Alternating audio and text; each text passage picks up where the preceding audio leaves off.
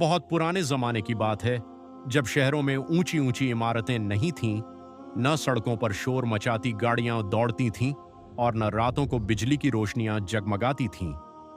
शाम होते ही गलियों में खामोशी उतर आती, घरों के बाहर मिट्टी के चिराग जलते, बाजारों से मसालों और ताज़ा रोटी की खुशबू आती और दूर किसी मस्जिद से मुअज्जिन की आवाज़ फिजा में गूंजती।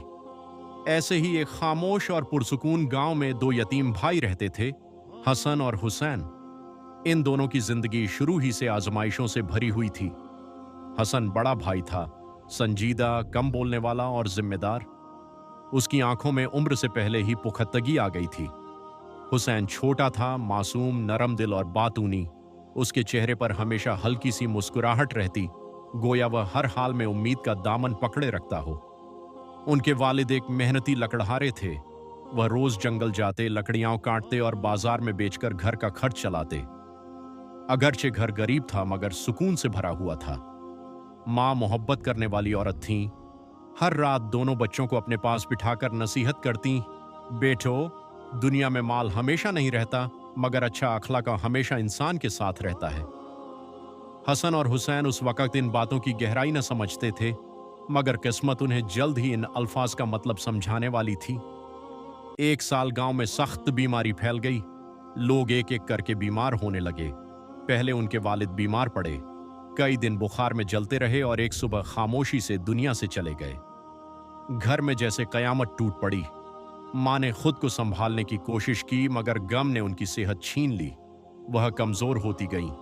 एक रात दोनों बेटे उनके करीब बैठे थे। माँ ने कमजोर हाथ से हसन का हाथ पकड़ा और कहा, बेटा, अब तुम सिर्फ भाई नहीं, हुसैन के लिए बाप भी हो। उसे कभी तन्हा मत छोड़ना। फिर उन्होंने हुसैन के सर पर हाथ रखा और धीरे से कहा, हमेशा अपने भाई की इज्जत करना। कुछ ही लम्हों बाद उनकी सांसें थम गईं। उस रात छोटा सा घर खामोश हो गया। हुसैन लगातार रोता रहा और बार बार पूछता, भाईजान, अम्मी कहाँ चली गईं? हसन खुद टूट चुका था मगर उसने आंसू पोंछते हुए कहा, अम्मी अब अल्लाह के पास हैं और अल्लाह हमें देख रहा है। अगले दिन से जिंदगी बदल गई। अब न घर में हंसी थी, न गर्म खाना, न वह नरम आवाज जो हर परेशानी को छोटा कर देती थी। उनके पास न जमीन थी, न कोई करीबी रिश्तेदार। कुछ लोग हमदर्दी करते मगर दुनिया का उसूल अजीब है। शुरू में लोग साथ देते हैं, फिर आहिस्ता आहिस्ता अपनी जिंदगी में मशगूल हो जाते हैं। चंद हफ्तों बाद दोनों भाई वाकई अकेले रह गए। घर टूटा फूटा था। बारिश होती तो छत टपकती, सर्दियों में दीवारों से ठंडी हवा अंदर आती। हसन सुबह अंधेरे में उठता, नमाज पढ़ता और काम की तलाश में निकल जाता। कभी किसी के बाग में पानी देता, कभी ईंटें उठाता, कभी बाजार में सामान ढोता। उसकी छोटी उम्र देखकर अक्सर लोग कम मजदूरी देते। कई दफा ऐसा होता कि शाम तक बहुत मेहनत के बाद सिर्फ चंद सिक्के हाथ आते। वह उन्हीं सिक्कों से थोड़ा आटा खरीदता और घर लौट आता। इधर हुसैन घर संभालता, सहन साफ करता, पानी भरता और हसन का इंतजार करता। जैसे ही हसन दरवाजा खोलता, हुसैन खुशी से दौड़ता हुआ आता। भाईजान, आज मैंने आपके लिए पानी रखा है। यह सुनकर हसन के चेहरे पर थकान के बावजूद मुस्कुराहट आ जाती। एक दिन बहुत सख्त सर्दी थी। हसन सारा दिन काम ढूंढता रहा मगर कुछ न मिला। शाम को खाली हाथ वापस आया। घर में सिर्फ आधी रोटी बची थी। हुसैन ने रोटी हसन की तरफ बढ़ाते हुए कहा, आप खा लें, मुझे भूख नहीं। हसन जानता था कि वह झूठ बोल रहा है। उसने रोटी दो हिस्सों में तोड़ी। हम दोनों खाएंगे, क्योंकि खुशी भी आधी आधी और भूख भी आधी आधी। दोनों हंस पड़े।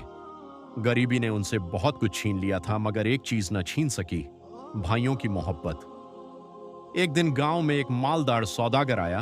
उसका नाम अबू जाबिर था।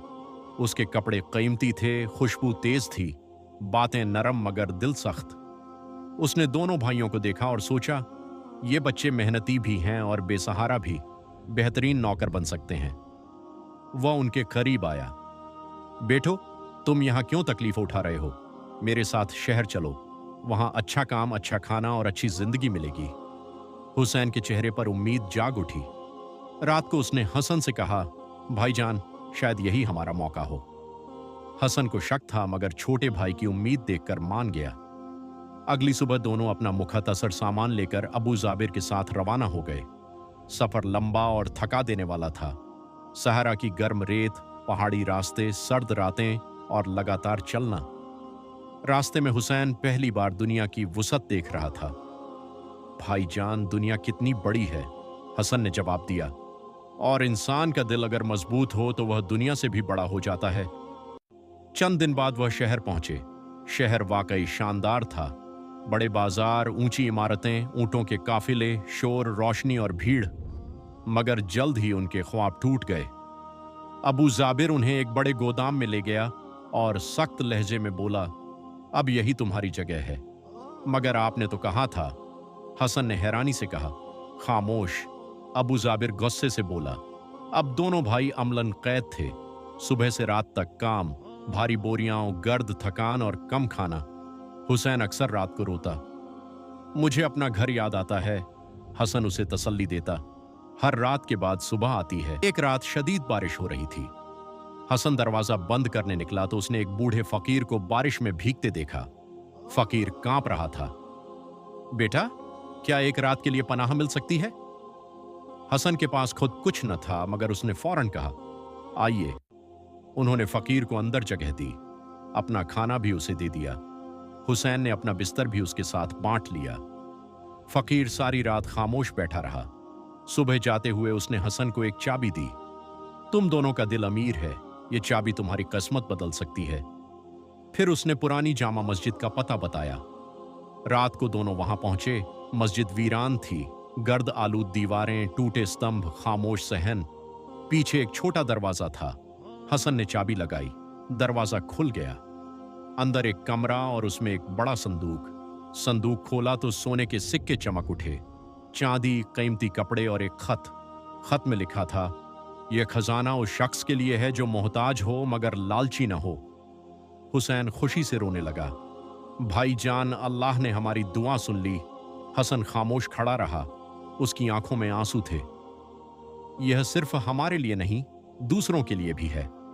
उन्होंने पहले खुद को आजाद करवाया, फिर गांव वापस आ गए। गांव वालों को यकीन न आया, मगर असल हैरानी उस वक्त हुई जब दोनों ने दौलत अपने लिए जमा न की। उन्होंने यतीम बच्चों के लिए मदरसा बनाया, गरीबों के लिए खाना तकसीम किया, कुआं खुदवाया, मुसाफिरों के लिए सराय बनवाई, बूढ़ों के इलाज का इंतजाम किया। रफ्ता रफ्ता गांव बदल गया। जहां पहले गुर्बत थी वहां खुशहाली आ गई। जहां खामोशी थी वहां बच्चों की हंसी सुनाई देने लगी। एक दिन अबू जाबिर खुद उनके पास आया। उसका कारोबार तबाह हो चुका था। वह शर्मिंदा था। मैंने तुम्हारे साथ जुल्म किया। हुसैन नाराज हुआ, मगर हसन ने कहा, जो माफ करता है वही असल में ताकतवर होता है। उन्होंने उसे माफ कर दिया। अबू जाबिर की आंखों में आंसू आ गए। रात को दोनों भाई अपने घर की छत पर बैठे थे। चांद आसमान पर रोशन था। ठंडी हवा चल रही थी। हुसैन ने कहा, भाईजान, अगर अम्मी अब्बू हमें देख रहे होंगे तो खुश होंगे ना? हसन ने आसमान की तरफ देखकर आहिस्ता से कहा, हाँ, क्योंकि हमने गुर्बत को नफरत में नहीं बदलने दिया। और उसी दिन से गांव में लोग अपने बच्चों को यह किस्सा सुनाते और कहते, दो यतीम भाइयों ने दुनिया को सिखाया कि इंसान यतीम हो सकता है, गरीब हो सकता है, कमजोर हो सकता है, मगर अगर उसके दिल में सब्र, मोहब्बत और अल्लाह पर यकीन हो तो वह एक दिन दूसरों का सहारा बन जाता है। यही इस किस्से का सबक है कि आजमाइश इंसान को खत्म करने नहीं आती, बल्कि उसे मजबूत बनाने आती है।